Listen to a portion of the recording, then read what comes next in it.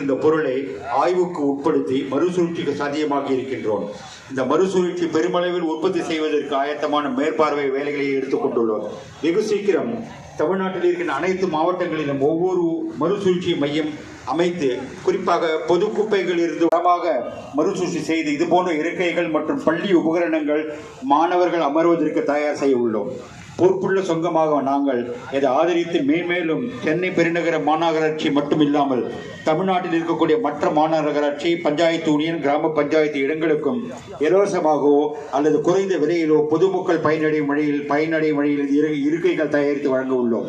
மற்றும் நமது பெருநகர சென்னை மாநகராட்சியுடன் சேர்ந்து பிளாஸ்டிக் கழிவுகளை கையாள்வது எப்படி என்பதையும் கலந்து ஆலோசித்து அதற்குண்டான முதலீடுகளை தனியார் மற்றும் அரசாங்க உதவியுடன் பிளாஸ்டிக் குப்பைகளை தெருவில் வராதவாறு முற்றிலும் மறுசுழற்சி செய்து இந்தியாவில் தமிழகத்தை முன்மாதிரி மாநிலமாக மாற்றும் என்று உறுதி கொள்கிறோம். நன்றி.